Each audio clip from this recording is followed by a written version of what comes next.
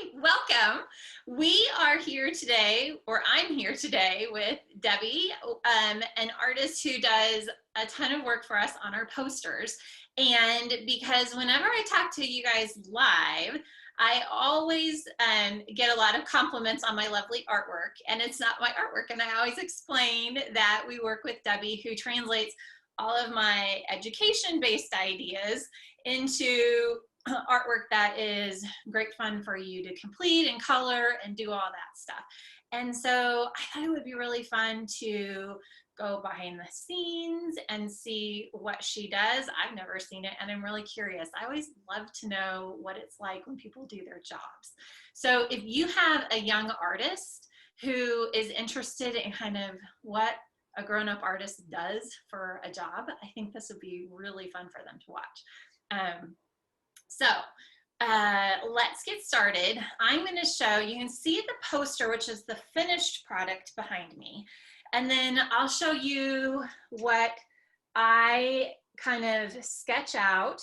And then what I do is I kind of give a rough idea of where I think things will go, because the more important part from my perspective is I make a list of all of the educational elements. So if you don't know, my background is all education. So I taught 1st and 3rd grade. I have a master's in learning, a PhD in ed measurement.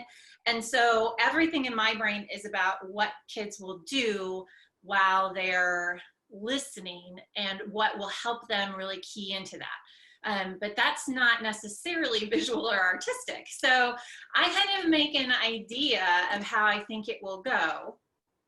And I try to fit it into the environment of the book. So the setting of the book, I try to incorporate a lot of different elements that are important in the book, because my kids always love to think about the cover as they're reading and figure out as we read the book, like, why is the cover the cover? Why is that important enough to choose as the cover image? So because my kids always love that, we try to incorporate a lot of the different important physical things in the drawing for the poster, because it's just fun. So I come up with this sketch, and then I go to Debbie's house and I talk to Debbie, and we talk about kind of the feel, the line quality, what we want to be able to put in it. I leave her with all my notes, and then Debbie takes it from there. So then we're going to hop over to Debbie, and Debbie's going to talk about what she does after I leave. Yes, so Michelle brings all that information over for me, and I start researching. So we know with, oh goodness, hold on. You find my folder. Let me start sharing. So I go literally on Google or the internet, and I just start researching. So like in this case with the Vanderbeekers, it was a lot of the brownstone houses. So let's see. I'm sharing correctly.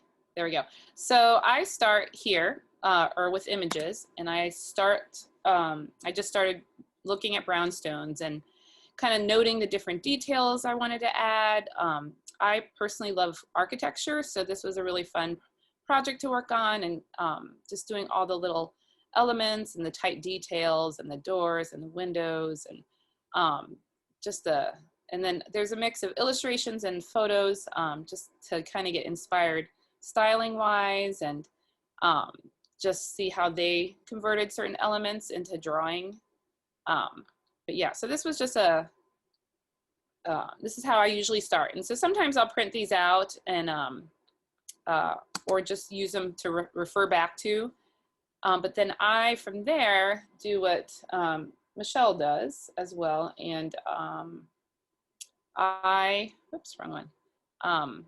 Draw a picture as well. And Michelle gives great detailed drawings and elements that she wants in there, so it really is super helpful. So I just kind of start adding the details in the drawing. And with all the other posters that I've done for her, I usually just take that raw drawing and this is a scan in, but I scan it in and then I start building off of the actual drawing. In this case, I took the drawing and then just started actually building the elements around the drawing. So the different bricks, because there's so many tight details, it was easier to just multiply it and create it on the computer. And because it's architecture, I just wanted it to be a little more structured than a loose drawing. So then literally just started building the buildings on top of the drawings. If you can see that, how it kind of overlaps over it. That's so cool. I love to see that. And then of course, within there, I start adding the words and the activities and, the chapter counters and stuff like that. So it can change from the original drawing, but the drawing, it stays pretty close to the structure of the original drawing. And then even in this case, when we started talking about the stickers, started just kind of doing rough placements of where the stickers could go. Not necessarily they had to go there, but just kind of give an idea visually where the stickers could be placed. And then from there, I started on the stickers. Where are they? Oops, not where I want to be. Here we go.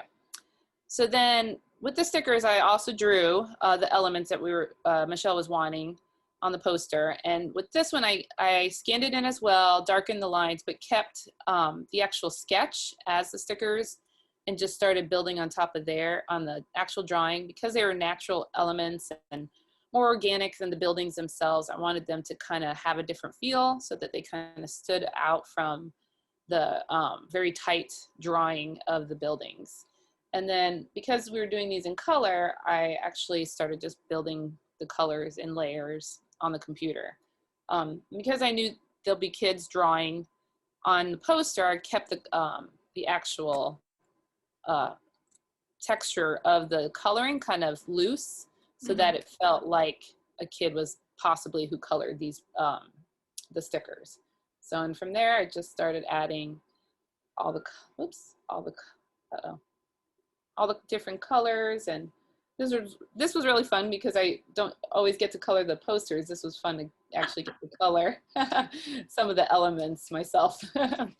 So that's so fun to see. One of the questions that I had that I didn't think to ask you before was how you get the stickers to be the right size so that they scale in. So that's really interesting that you start the drawing on the actual poster draft that you have, and then you just take it over, is what it sounds like, right? Yeah, so I start on tracing paper so that I could then overlay it onto, let's say, the poster, and then just kind of, I mean, in the computer I could size it up, size it down, but especially with a drawing, if you don't want to have to size up too much, otherwise you just start losing the texture and the details and stuff like that. So yeah, I start on tracing paper and then scan them in. Oh, cool. So what is the benefit of doing it on tracing paper?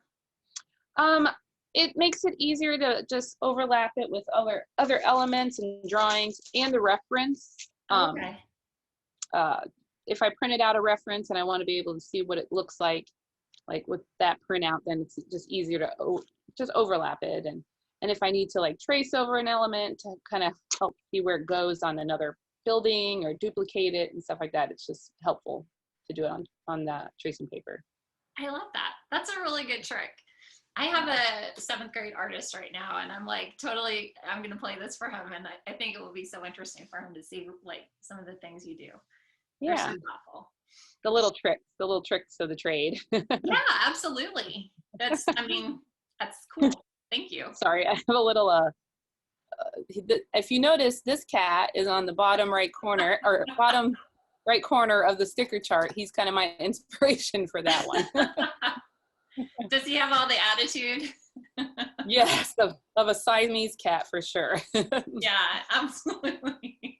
I feel like that when we were doing the little stop motion animation with the stickers this weekend, and that cat cracks me up every time. I didn't know that. Is that Murray? Murphy, yeah. Murphy. Yeah. I didn't know that was your actual cat, but that cracks me up because I think he has a lot of attitude. Oh, yeah. Cool. Okay, so those are the stickers. Mhm. And then how do you, so then what's next? Are you pretty much done at that point? No, so then I'll take them. So I'm working mostly in Photoshop when I'm coloring and messing with the drawing aspect of it. And then the more technical part, I'll take it into Illustrator, um, the whole image. And then like the red line work, the lines you see are the actual cut, die cut of the stickers. So then the more technical part I'll start doing in Illustrator, and the more illustrative part I'll do in Photoshop. Because So, you have really specific requirements for all of the margins and the cut lines and the spacing and all of that, right? yes, for sure. Like how far away from the image to cut the lines, and how far away from the edge of the paper to cut the line. And yeah, just to make sure nothing gets, I mean, images will shift in printing. So you don't want to lose any of the image if it shifts too much. So how do you, because the line quality is pretty different from when you sketch, how do you get the lines like that? So part of it I took, so I did, all that I drew in Illustrator. So you can vary the line length, line width in Illustrator. But I actually, because it was very, very solid lines, I actually ended up taking it into Photoshop. And if you notice, there's a little bit of variation in the lines now. I just wanted to give it a little less than just super structured. I mean, it's very, very minute, but it was just enough so it didn't feel so harsh, and gave it just a little bit of line quality. Oh, that's so fun. Yeah, this poster is, I think, my favorite poster to color. Like, I've colored this numerous times with my kids, and they love to color it because there are so many fun little details and spaces. But there's also enough structure that, I don't know, this is my favorite one to color. Yeah.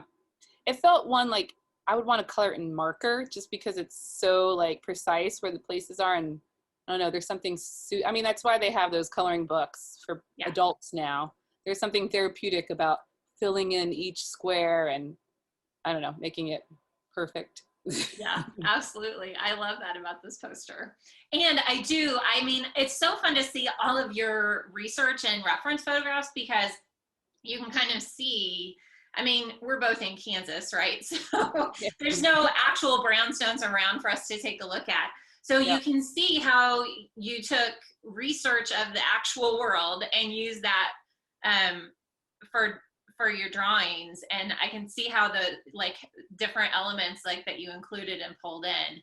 And the buildings are just so fun. Like every time I color it, I see a different detail. I love all the scroll work on all the windows, on that left-hand building. Well, in the light post, I actually, the reference I used was the light post we have in our neighborhood. So, oh, was it? Yeah. That's awesome. I love that. I love that there's so many little things to see and color and do. And I mean, this is really a fun poster to do. I mean, I love the book and I love all the activities, but I just love coloring this poster as well. So it's really fun to see the behind the scenes of how you did it. So thanks for joining us, and have a great day. You too. Thank you.